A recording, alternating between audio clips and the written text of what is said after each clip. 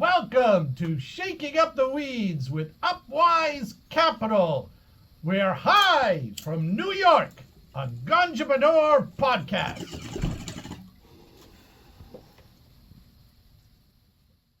Thank you, Al Pacino, for that amazing introduction. It's good to be back, Isn't it? Yeah. And we have a great guest this week.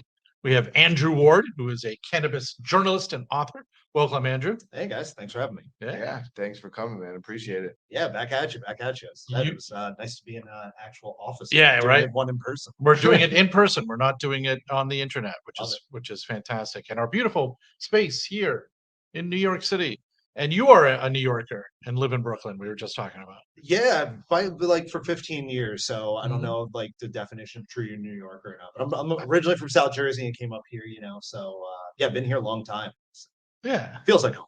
Yeah, 10 years you're a New Yorker, right? Who? What? In general, if you're 10 years, then you're a New Yorker. You get the card. No. Yeah. See, that's the debate right You're there. born here. You're in New York. No, but there's somebody. How many people are born here? There's such a few. There's an argument about you were born in Long Island, not in New York City. I was born in New York, in the state of New York. I'm a New Yorker. Well, yeah, but that Never you're not left, New York City. never That's left the different. state until I was like 14 years old. Like, yes, I'm a New Yorker. Well, I've been here probably longer than you've been alive. Oh, that's your fault. It's not mine. So, all right, let's get to the show.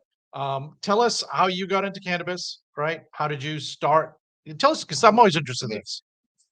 Okay. I'm always interested in this. How did you start smoking? Like, how old were you? What was the whole scene with that? Was it funny? Was there a funny story about it? And then how did you transition into writing about it? Yeah, so I was a big old dork. Well, I still am, but I was definitely a big dork in like high school and grade school and stuff, and probably listened to the DARE program a little too much with that propaganda. So I was like, weed's bad, you shouldn't smoke, and blah blah. And like my dad was secretly smoking weed the whole time and just like not telling me. So like it was around, and I should have been taking part earlier, but I kicked off probably around 18 when I was I was freshman in college. I was in a fraternity, a couple of embarrassing sequences of events of things I was doing back then. And basically, we were smoking just right around Christmas break and had a rough day. And someone was like, do you want to smoke some weed? And I was like, yeah, screw it, blah, blah, blah. And next thing I know, I've like was laughing my ass off, falling on the side of someone's couch and like thinking I was like swallowing my tongue and like in the good ways too. Like I was very happy about all this. And that kind of kicked off my love affair with weed. And pretty much been smoking ever since. And, I was smoking weed, enjoying life for a while, working. I graduated in 2008 when the recession happened. So basically everyone kind of told me I had an English creative writing degree and without a teaching degree behind it. So everyone's like, oh, like, wait, I can curse here or no?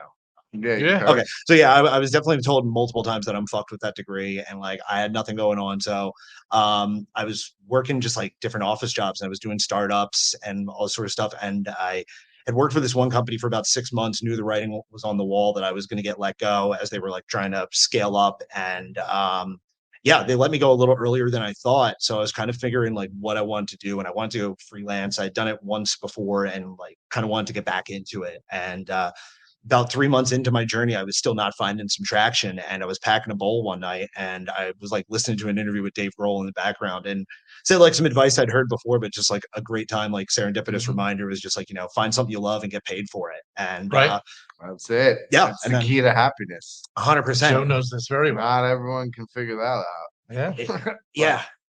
Happiness is another thing, but there's varying degrees of happiness in working in freelance and in the weed world. But man, it was a lot of fun. I always wanted just like, what is the fun stuff? Like, what can I make a living off of? What can I enjoy? Like, I moved to New York, like I was saying before we got on here, from South Jersey, the Atlantic City area. And it was like, I moved up to New York not to have a regular office job, no disrespect if that's what you're doing, but like, it wasn't what I wanted. I wanted to have like stories and like live something different and wanted to be a writer and, wanted to write movies and it wasn't getting to that. So I was like, all right, I'll tell stories of cool stuff and hang out with cool people and hopefully smoke some weed. That's what I've been doing for the last 7 or so years. Beautiful. Yeah. That's it's cool how you got into it. For me, it's the same thing, How old were you? When I first smoked weed? Yeah. I was 12 years old. Wow. Yeah. You win. I was 14. Yeah. We were in my backyard playing horse with my brother. And we were asking him, like, what does it feel like to be high? And we were like, what does weed smell like? What does it look like? And like, he's like, what, you guys want to smoke? You want to get high? You want to see it? And we were like, you have it?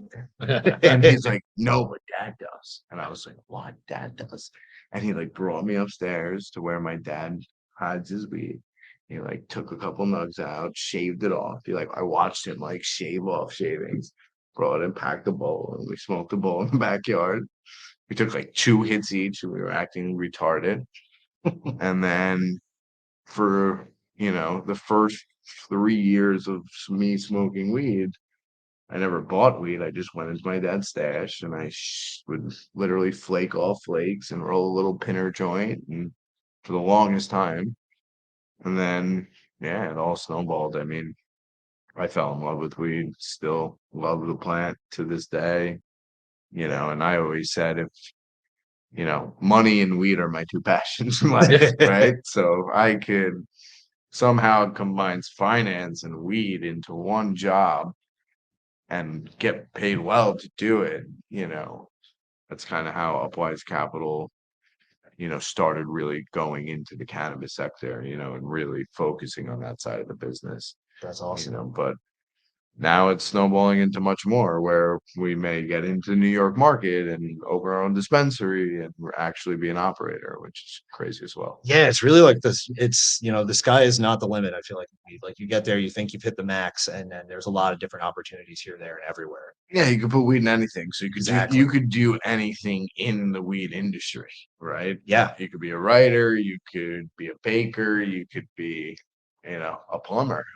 Like, Yeah. The cannabis plumber. Yeah. I mean, That's a show. there's got pipes that specific need cannabis fixing. contractors, right? So Right, there's right, definitely right. specific people who are running, the HVAC systems, and running the plumbing for that type of stuff. That was actually the first bit of advice I got when I was weed. I was out at Pure Pressure rosin press company out in Denver. They were my first client, and their manager and I were talking, and he basically said that he was like, "You choose anything in weed, especially right now. Back then when it was like uncharted territory, it was just like pick whatever you want." He's like, "You could even be like a weed cop if you like spin." He's like, "You shouldn't be, but like you can spin it that way if you want. You can Yeah. do weed teaching, you could do, like you said, finance, marketing.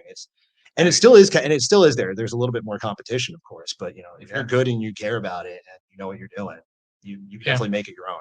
Yeah, I mean, speaking of competition, I mean, competition is what drives industry, right? Drives everything. Drives me every day.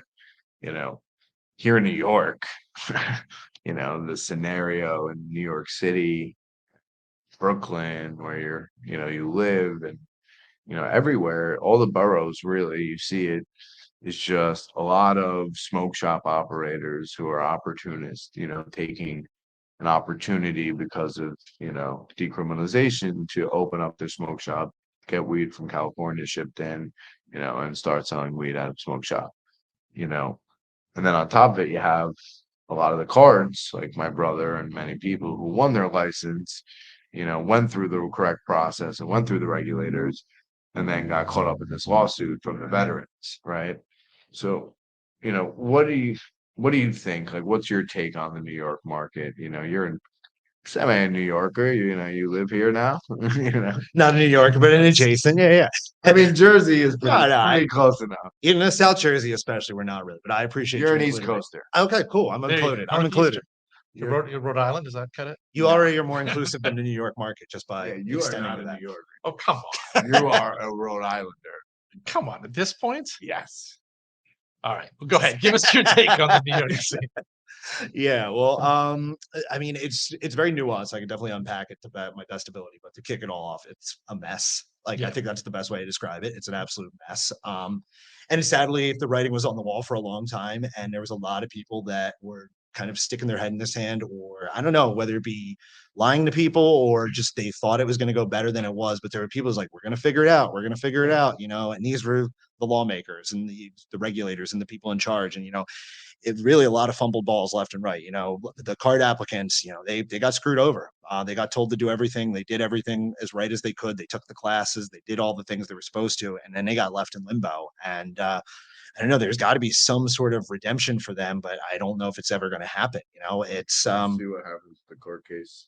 right. Yeah, it's a mess. And like, I think that, like I said, the nuance to it is, yeah, if you take a step back, veterans should have access. And I think maybe they should have been included as the spirit of the bill was originally. But, at the same time, then you got the vultures coming in from the ROs and, the other big companies that are coming in. And, that's, you're clearly in it just for yourself. And I understand every business is, survival and succeeding and getting that market cap. But like, really, you can't say you're about the weed community or about weed ethics if you're just like cutting the legs out from all the people that we're trying to do some restorative justice to. And it's sad because it feels like the dominoes fall like this way in every state, whether the lawmakers get it right or not. With the lawsuits and stuff that upend it. Now we're already shifting to Minnesota. For a year or two, they were saying, is New York going to get it right? Is New York going to get it right? And now it's like we're not even in question. It's just we're California 2.0, 3.0, whatever, states want to cite. Though, because everybody was watching New York to get it right. And they had a great program put together. And then the lawsuits came, and they just didn't roll out the program properly, but they're also very understaffed at the OCM as well, and they don't have that type of staff. But, really it's, it's just a shame as what happened here. And now everybody has to go in and reapply, a lot of operators, and go through the process from square one, when a lot of us have spent hundreds and hundreds of thousands of dollars to get to the point where we now have to start over from square one. All right. So it's just, I still love New York. I'm a New Yorker. I will always love the city, but the fact that there is a smoke shop on every single street corner is absurd. That's and crazy. The public, like, we're looking for properties, and I've been looking for properties for our dispensary, and these landlords don't know the difference between a real one and a legal one. Not whatsoever. So, and neither do the people. No, they don't. And that follows every market that struggled with this sort of stuff. Like California, I have friends out there and they're like, I picked up like such and such weed. And I was like, did you go to a license or an unlicensed? Just to see if they even know. And none of them ever do. And it's like there's no public education to it. There's no They're trying, buy legal, buy safe. They're putting out some ads here and there. They're trying, but listen, it's a very big undertaking. You now have probably 10,000 stores that are illegally operating, selling cannabis. Like, and, like a bunch of senators just met 2 days ago to speak about this.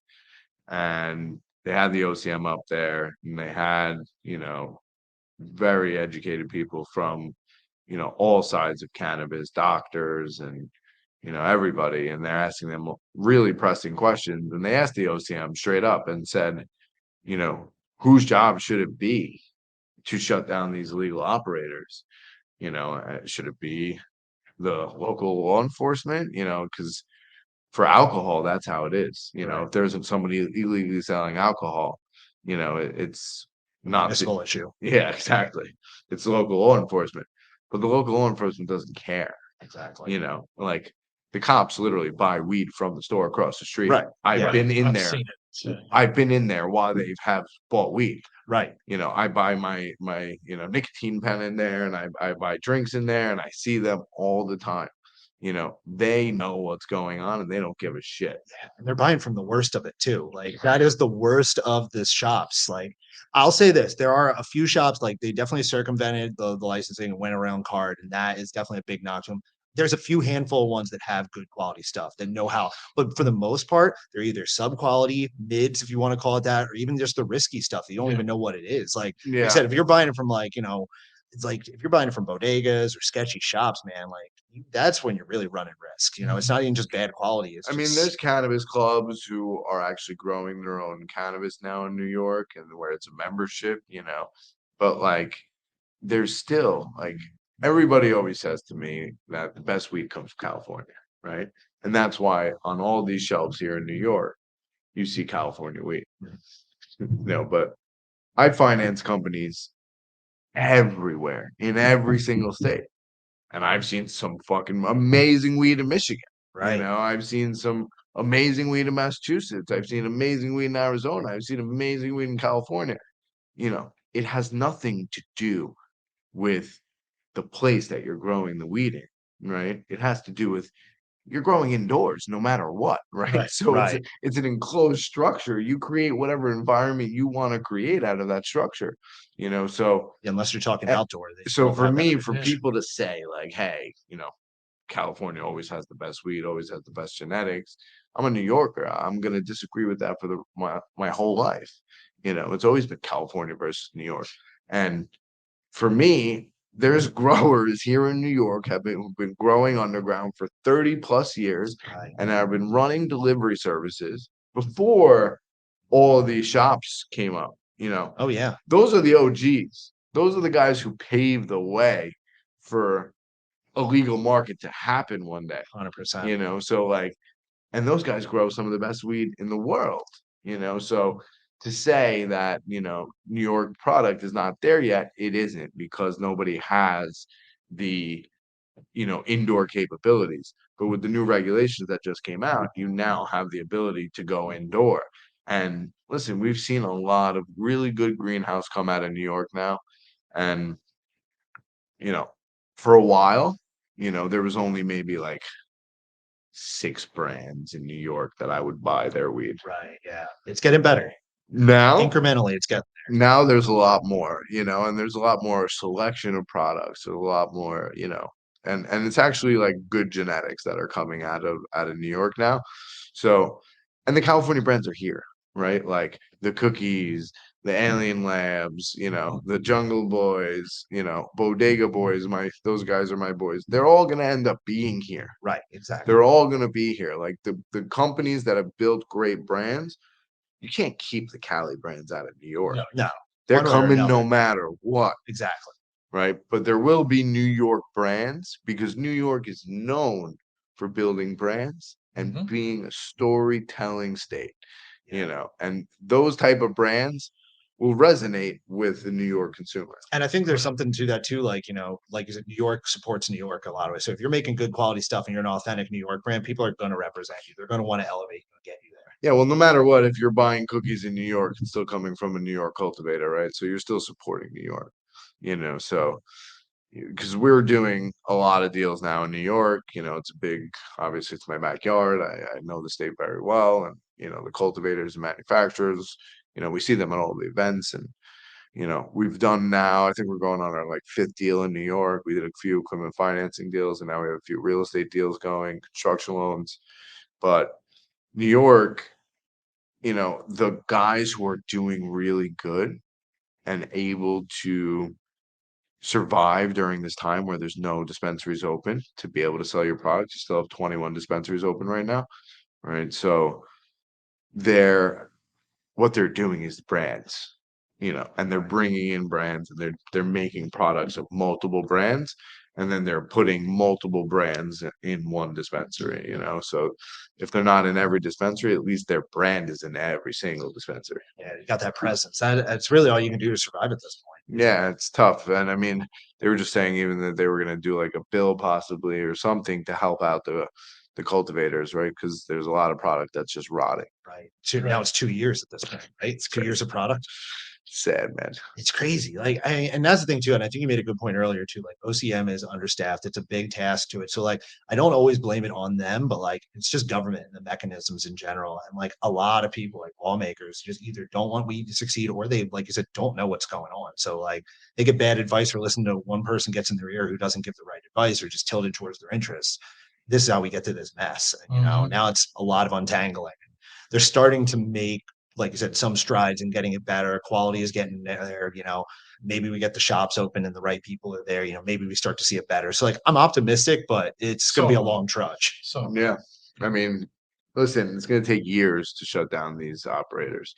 It's with California, right? California is a totally different type of illegal operation going on, right? Right there, it's illegal on them. It's illegal distributors and illegal cultivations, and here it's illegal dispensaries. So it's a little bit different spectrum, but like still to this day, you can't shut down those operations. you're always going to have illegal places in New York City, no matter no what. matter what. Exactly. Right. Yeah, it'll just be under the table. Yeah. But it won't be a huge weed sign, come in my store, It's the- right. like, and the only thing that they sell when you walk in is weed. Like, these people, like, listen, listen, for what it's worth, a lot of the people who I speak to, we tried to do the legal route, and go the legal route. And a lot of us would have been much better off if we just opened a store like that. Yeah. That's the sad reality of it Yeah. too. And Yeah. like you see the crappy like pop-up way that they do a lot of these. It's like such a clear cash grab. Like in my neighborhood, there was a tattoo shop that went out of business. And I'm bummed because I got tattoos. It's always sad to see a shop go down. And then like you see this like CBD shop is the banner, and it's like not even like a straightened on banner. It's like just a wraparound that they threw on top of the tattoo shop thing. Right. And they're like, we sell CBD. It's like, no, you don't. Like you sell some really bum sketch products and it's not CBD, man. Like, and there's like 2 or 3 down the street that are like using a famous, like, they're using Doja Pack. They're like Doja, whatever the rest of the names, I won't call them out, but like, they like put that out there and it's like, you don't sell CBD. Like, don't tell me you do. Like, you're very clearly doing Yeah, I something. mean, there's so many places called Runts and Gelato and Kush this, Kush that. In my neighborhood, there's like cookies with a Q for Queens. I almost like that for the reach, but it's still shit. Cookies should go and shut that store Yeah. down. Themselves. Yeah, they got the cloud. Let's have Yeah. them knocked around. Yeah. Exactly. I want to get into your writing, right? Because you're this acclaimed journalist. You've written for Okay. it's like, but you written for High Times, Rolling Stone. Who else have you written? Wrote for Benzinga for a little while, Business Insider. I'm kind of writing for some general interest stuff now. There's a site called Texas Trends, so I'm trying to speak to some Texans about weed. I kind of go all over the place. And I kind of also just do a little bit of non-weed writing too. I write about horror movies, well, horror in general, and like pro wrestling. So like we were talking about earlier, I just try to root in all the things I love and try to get paid for it. They them all tax write-off because I got an LLC about it. You wrote a great article recently in High Times about this idea of putting an injection of punk rock attitude into the cannabis market. Oh, James loves that. I'm Captain Punk Rock. I've been He's a punk rocker Mr. Punk Rocker. my whole life since I was like 12, right? And started in the sort of hardcore scene and really expanded. I love all aspects of punk rock. I love the culture. I love the attitude. I love everything about it. And I couldn't agree with you more, but I wanted you to speak more about this because it also has that the do it yourself, the DIY attitude, which came out of punk rock, where we just made our own record labels because they wouldn't take our records, and made our own T-shirts and did this and that spirit, I think, is very not only cannabis but for any kind of industry, is very organic, and I wanted you to just speak more about it. Yeah, thanks for shouting that article out. It's one that I'd been working on for a few months. Also credit to John Capetta and Cody Lee at High Times for giving that the green light. I like, first off, am not Captain Punk Rock. Like, I'm like, as I mentioned in the article, like I was on the fringes of pop punk when it came to like my most rebellious time. So like, Fall Out Boy and that sort of not punk at all. But like I hung out around a lot of punk rock like folks, and throughout the years, and like coming up to New York, going to shows and stuff, and like you really do like see the ethos, I feel like, are a little bit more like, I don't want to say gatekeeper because that's when it gets bad, but like I feel like almost in weed, kind of the same way weed culture is, like you got to call out the inauthenticity of it. So like it's the DIY, like creating your own space, having that resiliency to bounce back, and kind of just say fuck authority, and make it happen for yourself. And I think that's where there's a lot of overlap there. And I was even saying like a little bit in hip hop too, like we were talking beforehand. I think that those are the two, like the Beastie Boys. Exactly. Yeah, they're the perfect intersection of that. Yeah, like they were a lot of those groups just like we're doing it our own way, and like it's more than just music, it's a culture.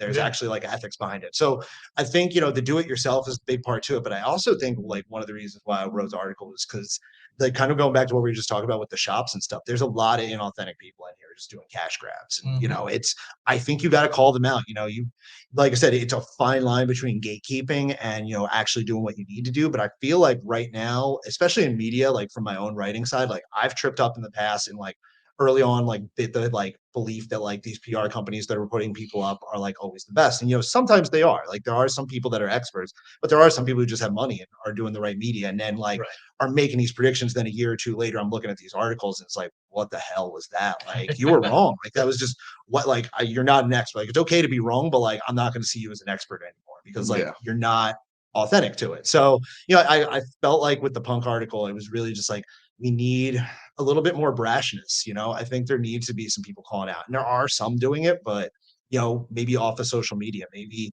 I don't know, like you might not want to get aggressive on the floor of like networking events and stuff, but like I feel like through conversations or like I don't know how it needs to be done, but like I wanted to get the conversation started and you know, got a good response so far from folks. Yeah, Cool. it's wonderful. Yeah, I love that. You know, I love the guys who are just fucking for the movement, you know? Yeah. Like Like, you've been for the movement for such a long time. yeah, but I have a professional side to me as well, you know, so I gotta keep the professional face on, you know, like I always say, like, you know, I always bring it back to like Elliot from Catalyst in California, you know, like he'll get up in front of a municipality and fucking curse them out and tell them that they fucking this wrong or they did this wrong and that it, but they'll bring this much money in taxes to them and he'll really go in and then after he goes in he wins and he turns the town, and he switches but he yells at them, and he really like just like comes from the heart, Right. and really says it from the heart and just really fights instead of like taking the professional route and getting up there in front, like, because I've done it. I've gone up in front of municipalities and just been like, yes, hi, we're this professional business. I own Upwise Capital. We're a big company.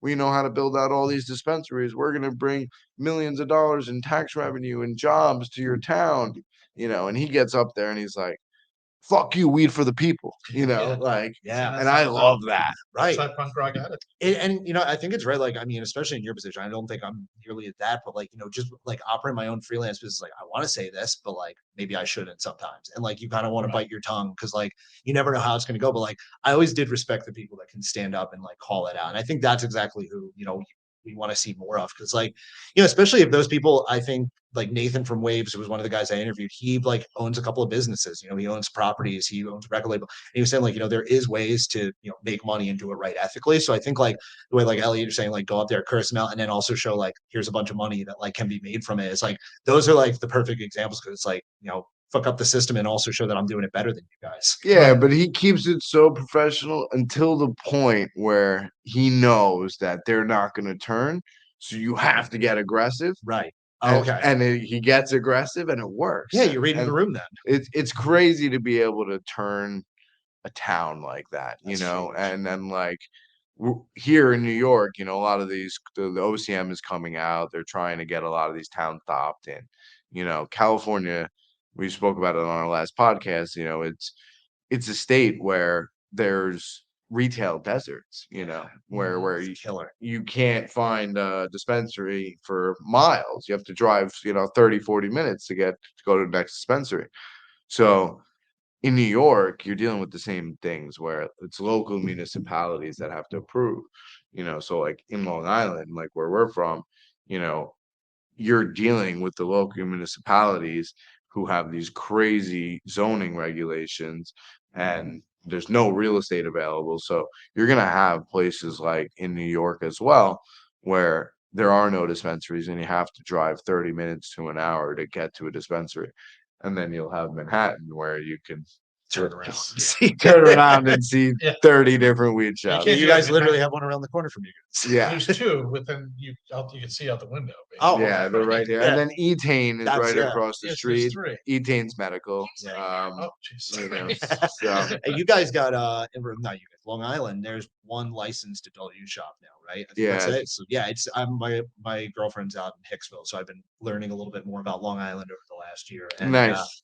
yeah, he got a lot of opt-outs. And I mean that those opt-out laws they're right up there with THC caps. I feel like some of the stupidest laws that are just like really messing up the industry for different reasons, of course. But like those opt-outs, I mean, it makes sense. You want to give local control, but like it just creates so much of a problem and headaches. And like you said, those deserts out in California has just been an issue. And it's like, yeah, of course the illegal shops are going to win out there. You're not giving them an opportunity to actually open up Yeah. something and set up a business. Like you want to see the bad things stop, like give the good thing and like actually make Exactly. it happen.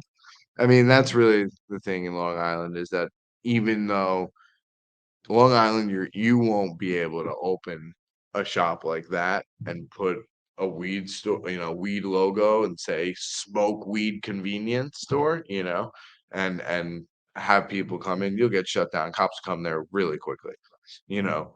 but you can be a convenience store or a bong store or a CBD store, selling cannabis under the table, Yep. which is what a lot of people in Long Island are doing. Yeah. All the bodegas in Long Island sell weed, but it's not as out front like that, so. New York is as bold as New York is. They just went and decided to put a shop everywhere. But yeah, But Strain Stars is the one dispensary in Long Island. We have a great relationship with them. The Strain Stars guys have built an amazing store. great business right out the gate too, right? It's the best location in Long Island. It's my house is about 5 minutes away from them, so I'm very close. I drive past there every single morning on my way to work. Even on my way home at 7 o'clock at night, they have a line out the Oh, door. damn. Amazing. Nice. Yes. Yeah, they did like 13 million or something like that. Yeah, the 13 first month. million in revenue. They're on a great week they could do like 1.5 million a week. So they're doing they have a great business. And they're definitely showing the New York world, and the Long Island community, what a dispensary can do. They're projected to be probably the top performing dispensary in the country right now. That's huge. It's You know, awesome. So it just goes to show you that, like, in areas where there are not a million legal dispensaries and there's one legal dispensary, people will come Oh, they and will, support. Well, when you Yeah. see it particularly in Astoria, there's a big movement in the community against the smoke shops. Yeah. Everybody talks about the smoke shops. Yeah. Nobody wants I them. mean, And now that the first legal one opened up last week, yeah, Turpros. Shout out to Jeremy from Yeah. Turpros. and everybody wants to. He has a huge sign says "Buy legal, buy Yeah, safe," Smart. and then he's Yep. got literally a smoke shop down the block from him. And I said to him when he was opening, I was there, come and support him. I'm like, yo, what are you gonna do? Are they gonna OCM gonna shut them down? And he's like, I hope, So that's really the biggest thing for me is that when an operator does open up, hopefully they at least clear a little path for them, Right. like, in a few blocks, And they have shut down a few in Astoria. Yeah, Yeah. I interviewed the sheriff Miranda from the city about this a couple months ago, and he was saying like you'd think that that's the way, and I'm sure there is like some sort of like leaning that way of getting it, but like really the only precedence or preference they were saying was just the ones that are near the stores or the schools or the places of worship. So like Yeah. they really do kind of leave the businesses to fend. I think now it's going to start changing or has already. The but craziest they were is leaving when them to you fend for see a themselves. smoke shop across the street from a school, and there's Right. so There's so many. many, And it just affects so everyone. There's crazy. one around the corner from my kid's school, and I take him to school. And It's ridiculous. It's so crazy to me that they allow that. Like those are the ones near the churches and schools. Right. They should just. It's- Oh my god. And they say they do, but they've gotten a couple hundred of them, but like they pop up everywhere and there's still way more than a couple hundred. So, it's, you're kind of just putting a little dent in the problem. It's a whack-a-mole. Exactly. 100%. Once you I whack don't one, mind the it other being pops near a up. church, just not being near a school. I Sometimes actually church- might go to church if I have It's like that. No, You know, but it's funny, schools, I've it's actually the seen problem. dispensaries change. A church turned into a dispensary. yes, Yeah, so we're actually. I feel like that needs to be a movie being made about that. yeah. We've actually we've taken down strip clubs and turned them into dispensaries. Oh, damn. We've taken down churches and turned them into dispensaries, taken down schools and turned them into dispensaries. It's a popular retail spot. Yeah, man. I think like the one thing that is really interesting too is like as we see more licensed retail shops, it's awesome to see it because like one of the biggest misconceptions is that it's illegal, it's illegal, and everyone's clashing. And like I talked to a bunch of legacy growers that like some are planning to go illegal, some are planning on just staying legacy, a bunch of other folks. Most of them hate these smoke shops because they're unsafe stuff. They ruin the reputation of the product of actually good grown stuff. Like you said, the people actually know how to grow stuff. Listen, It's harmful to them. the OGs in the industry, like, the OCM made a program where they took legacy operators in New York who decided to come forward. Some of them went and masked up, and wore masks over their face in these schools, but they did a class with the OCM where the legacy operators taught the OCM about cannabis. And then the OCM taught them about running a business and regulation. And the OCM is making a program where they're allowing these legacy operators to be some of the first ever micro businesses in New York. That's huge. Those are gonna be huge. But like to give a guy who has been growing weed in New York for 30 plus years and has a staff of 40 guys who Mhm. are all on his team and they're moving weight, Right. serious weight, those type of guys, they don't want a micro business. Exactly. Yeah. They want a big business, right? That's a step So back for them. and regulation to those type of guys is A lot of apprehension. is a whole new world, Yeah. So like, you know, it's great that they're making those programs for these people to, make a step into it because some of those guys, like I said, they grow some of the best weed. So now their weed is going to end up coming into the New York market one day, which is great, Right. But let's get off of New York. 'Cause New York is Yeah, an absolute shit show, and you could literally talk about this for hours. Um, let's talk more about your writing. I know you do a lot of like SEO stuff. Oh yeah. Upwise Capital. We're a small business marketplace for traditional business and cannabis businesses. So SEO for a long time was really we owned the cannabis space. We had nobody else was really targeting SEO for cannabis financing for a long time, so we were really shooting and doing very well, right? We had great page ranks for everybody. And now the competition has definitely stepped up over the years and there's a lot more players in the space. So what are you doing on that front? Yeah. So first off, yeah, definitely shout out to you guys for years when I was even doing like research for like Benzinga articles and stuff. Like Upwise would almost be like one of the top three on like a Mhm. lot of stuff. So yeah, you guys Good were job, Max. Yeah. yeah, you guys were killing it. And you're definitely right. Like, I mean, I still see a lot of your stuff, but it definitely is popping up like that. And I've done a little bit for my own personal site. I need to work on inbound leads, so I do want to focus on SEO a little bit for my own website a little more. But like even just in the little bit when I was just casually like cannabis copywriter being like prime focus, it was like top 1 or 3 results I tried to be in. And now you're seeing some qualified people coming in, and then you also just see keyword stuffers, like Yeah. the people that are just writing CBD, kratom, marijuana, psychedelics, mushrooms, and like white text and all this crap that like are somehow getting through the scrollers for a little bit. And yeah, you're seeing legitimate and some of those other just keyword stuffers popping in there. So you really got to like just get yourself out there and get on the high ranking sites and build them up. And I started with SEO writing back in the day in 2015 for a firm called Brand Yourself, writing for all different kinds of companies, like not cannabis in general at all. Actually, it's like TV producers, film, like steel, like cars, all that sort of stuff.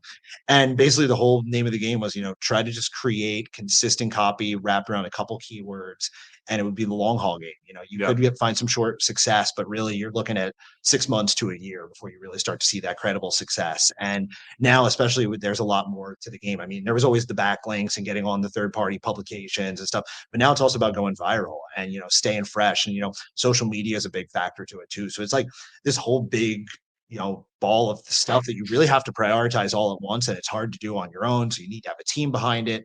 So when it comes from me, I have relied a little bit on GPT to help with brainstorming. I don't trust it with anything like keywords or anything like that. I'm still doing a lot of that on my own. I use a few tools, but yeah, I don't know. It's just it's a lot harder of a game than it once was. It's expected. So now you just really got to make sure your pages are good.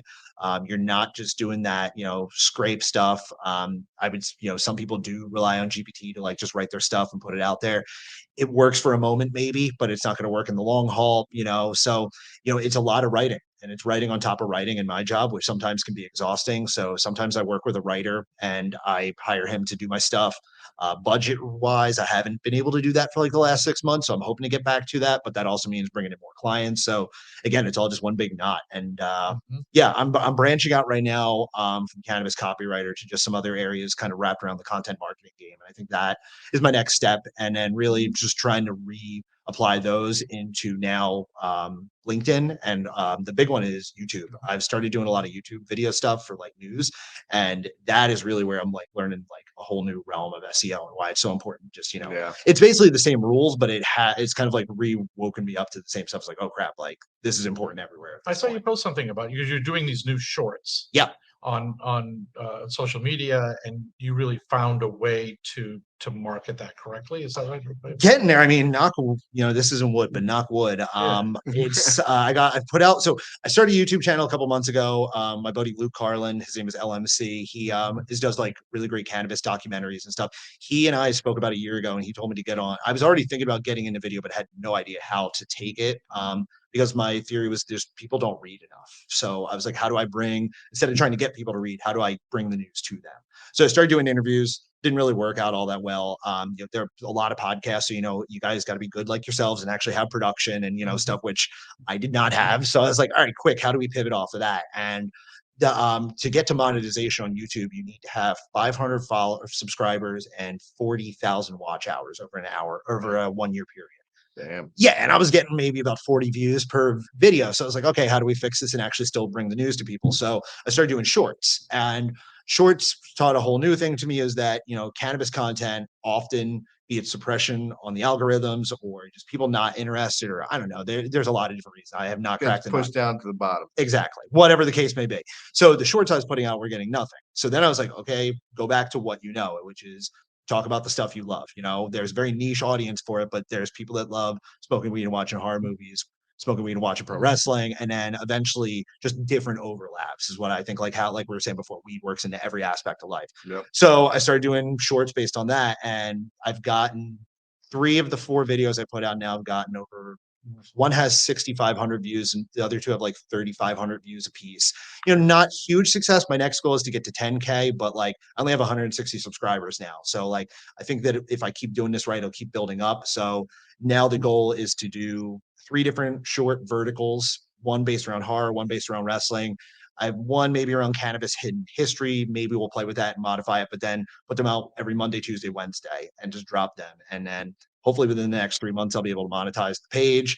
Probably won't make a ton of money off it, but then maybe I will be able to hire someone to like work on my edits and not work in the red like I'm doing right now.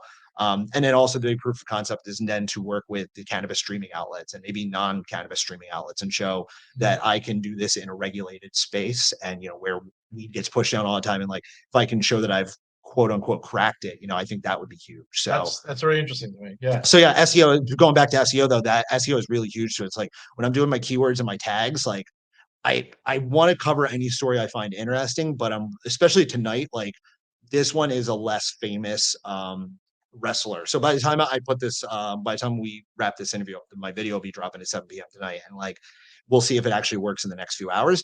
But like, I always look at my keywords being like the tags I need to be above 60 on the trend. I use some tools called TubeBuddy and vidIQ. And if they're not, it's the same thing like SEO analytics. If you don't see that rank score, you don't see it looking good, I drop the keywords. And like that has in and of itself, like going back to basics. Science, man. I mean, exactly.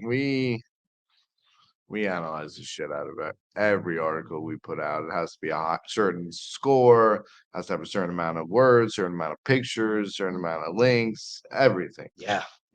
Every little piece of that content matters. It's crazy that, and that's just SEO, that's like one piece of the puzzle, right? Yeah.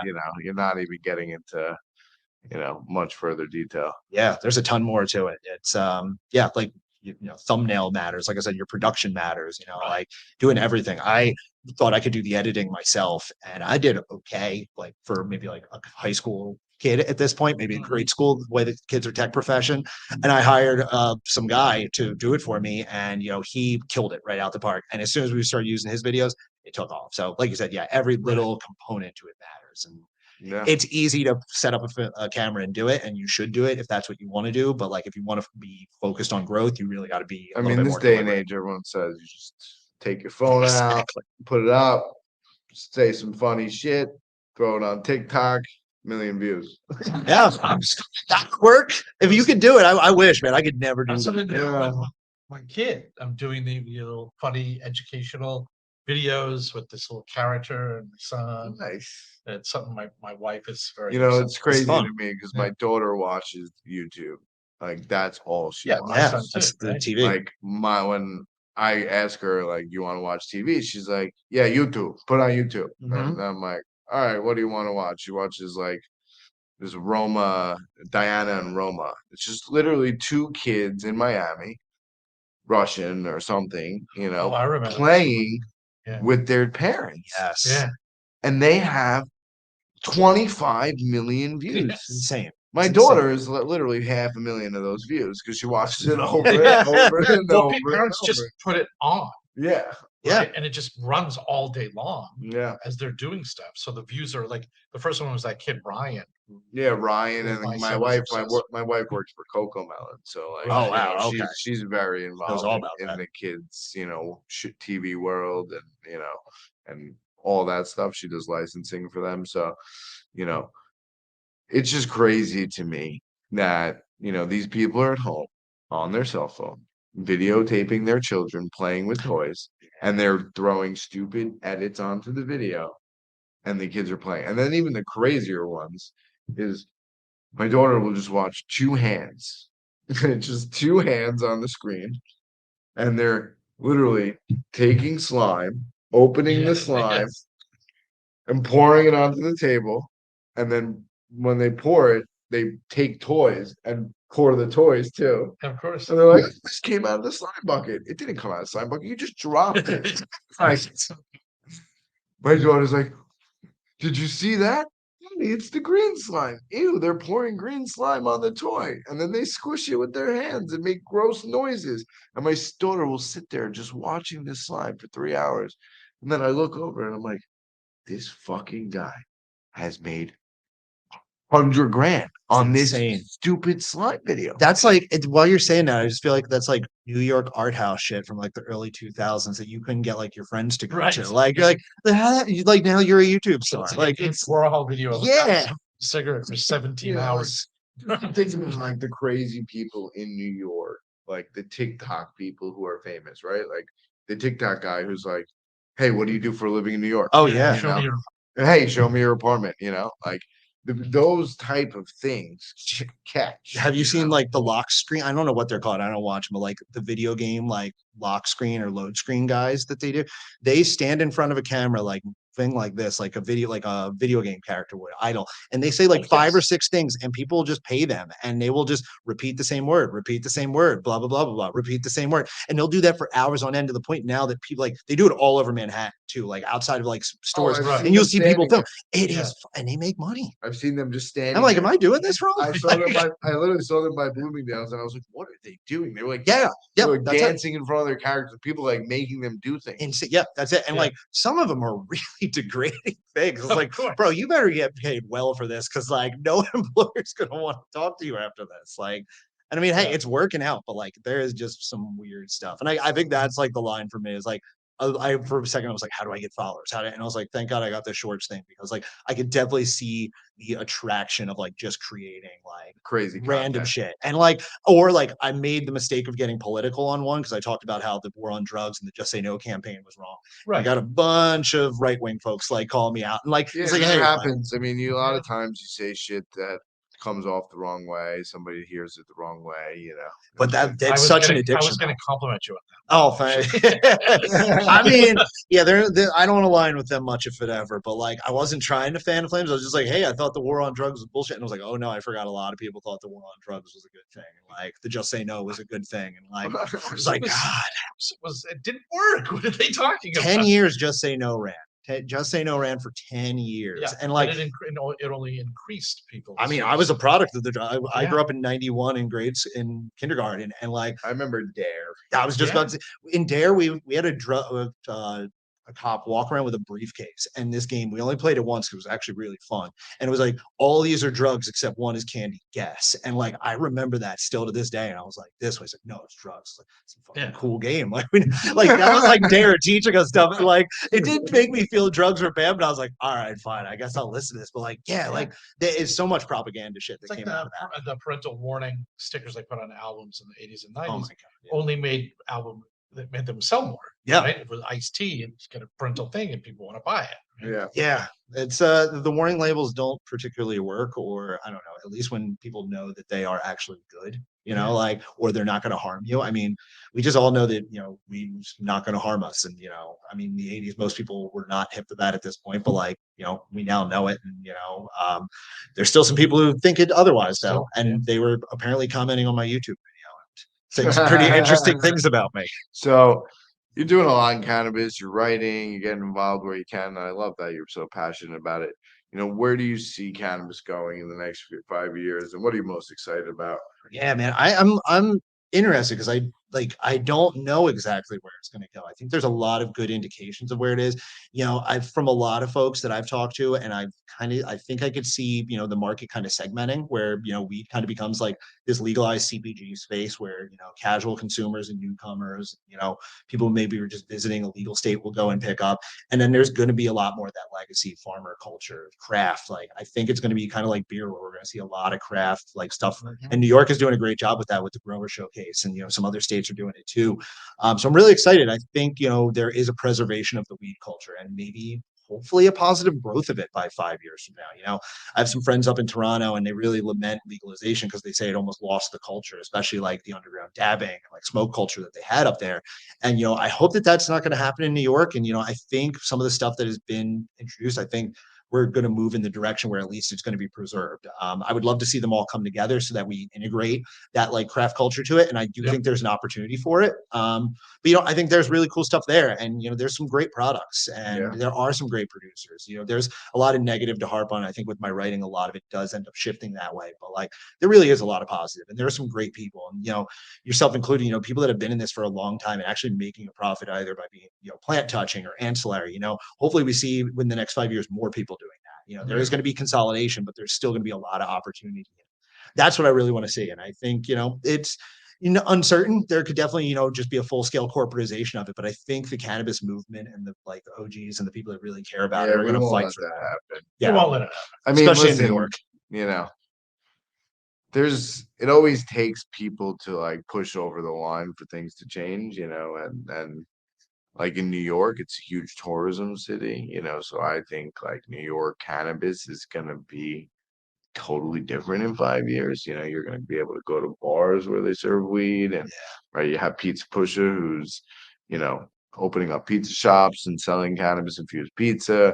You're gonna have all types of theater shows where you come in and you smoke, experience. It needs to be. and all It types, has to be. museums, like crazy shit, like Well, that's why I just hope we don't get rid of the public smoking law too. It's like either integrate it in the place or just let them have it right before, because people in New York are going to do that. or we're gonna smoke anyway. So, Exactly. I mean, listen, it's crazy to me because, like, we were just at Benzinga. Shout out to the boys from Benzinga. We were walking around Chicago just smoking joints, walking to the restaurants, and people looked at us like we were fucking crazy. Right. They were like smelling the weed and like going like this and like This is the like, worst smell in giving Chicago you for sure. faces, and I'm like, yeah, it shit smells good, right? And like, that's some New York sour diesel right there. And they're like, literally, were appalled, like we were being disrespectful to them. And I was like, I kept saying to my guys, I'm like, you see that person's face? I'm like, that would never happen in New York. I'm like, You get maybe a look and they're like, all right, whatever. Those are the out of towners. I can literally blow smoke in somebody's face. They'll just walk right through it. That's New York City. You could run down the street smoking a huge joint, only wearing diapers on a unicycle, like, little bicycle, and people would just not even. That's just him on his way to work today.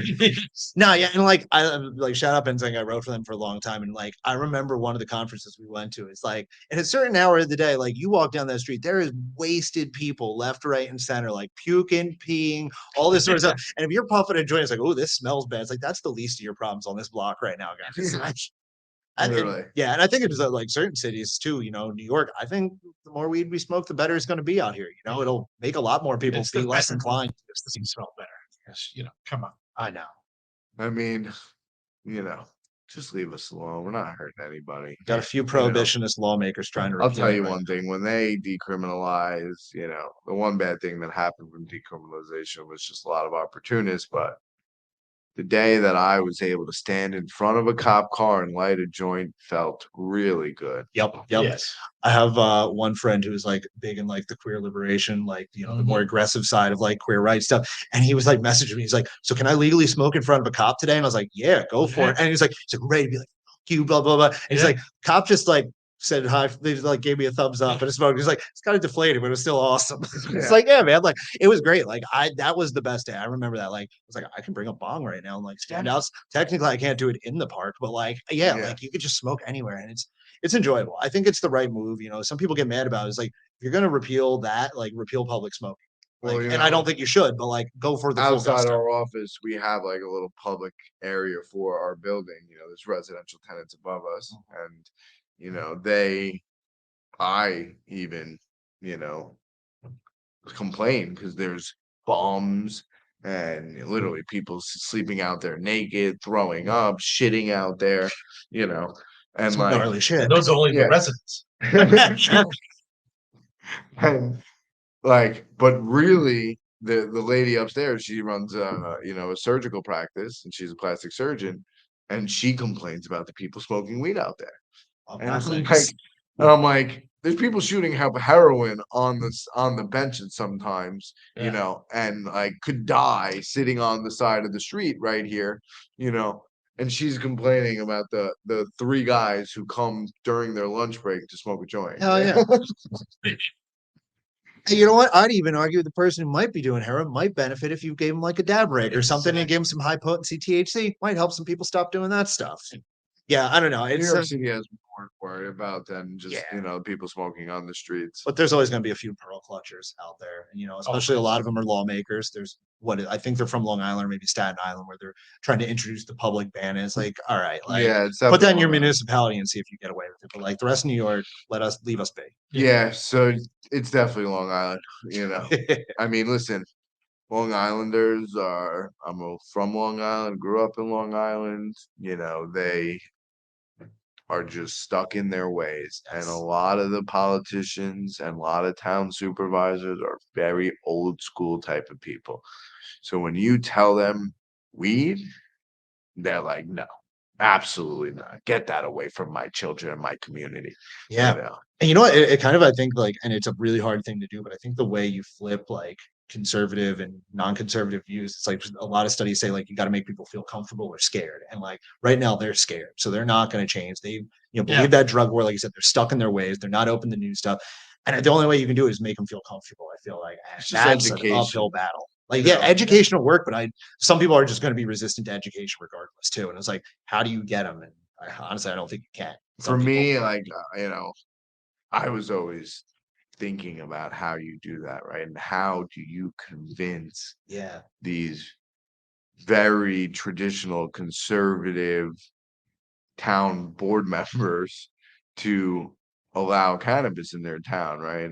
And you show them the taxes, right? You show them how much money they're gonna make from it, you know, but B, you gotta hit them at home, you know. So I would always, when I get up there to speak, you know, I tell them the story of my grandmother, you know, and my uncle, you know, he's retired at a young age, but his email is Johnny Weed still to this day. Smokes so much weed. And he's from California, you know, went to dispensaries. He was a medical patient in California as well before that. And, you know, my grandmother was like bedridden and, you know, literally had, you know, sores on her back because she couldn't get out of bed. She was losing weight. She was, you know, going downhill. And, you know, she was just depressed because she lost my grandfather. And we couldn't get her out of bed. You know, she put her in the hospital. And then my uncle was just like, we have to do something. So we just started, we shipped in, she was on like lidocaine not lidocaine, something else, some kind of crazy, fentanyl patches. oh wow, So she was on fentanyl patches on her back.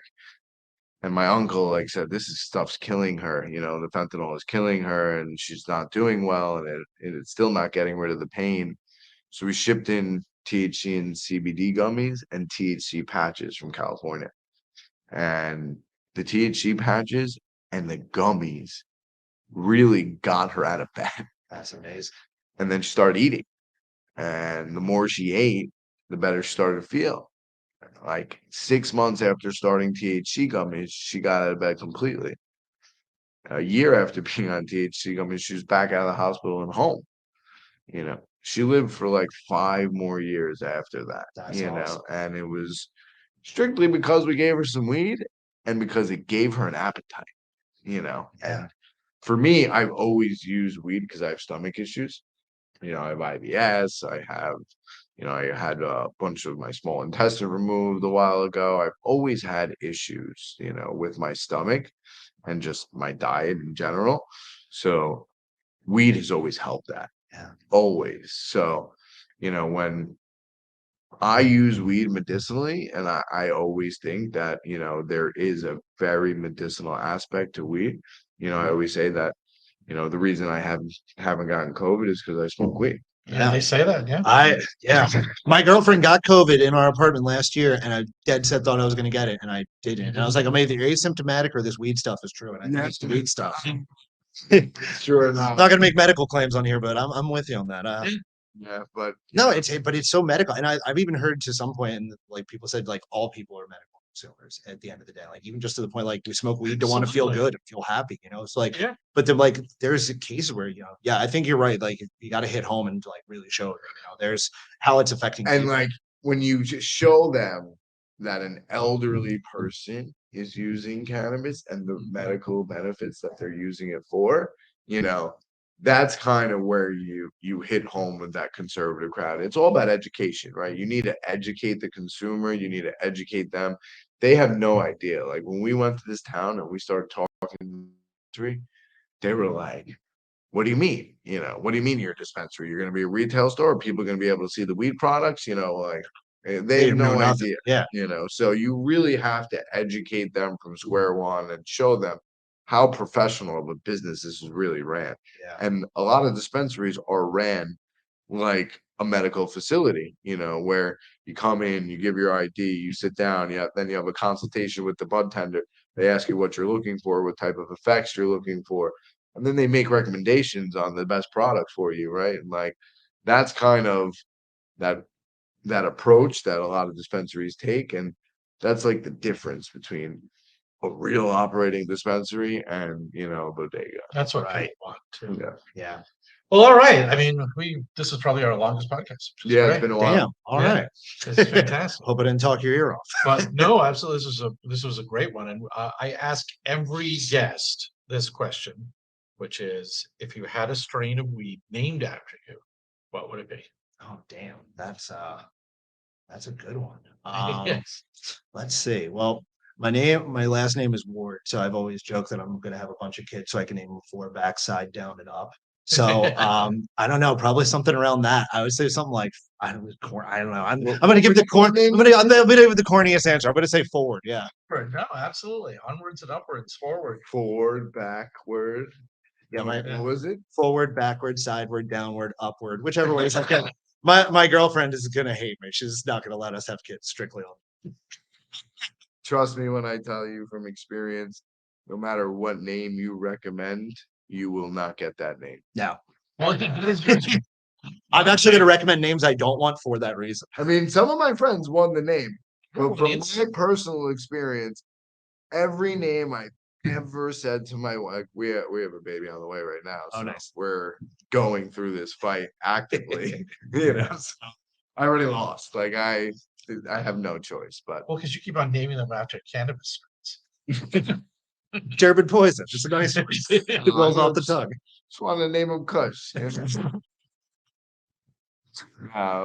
Thank you so much. We'll have you back on the show, and we'll do stuff with you, I'm sure. And we have a lot. We're talking about doing media stuff and filming. So Yeah, thanks for coming. Absolutely. Thanks for a lot having me. more. This is great. Of Appreciate course. it. Appreciate All it, right. man. And we're off. All right. That's great.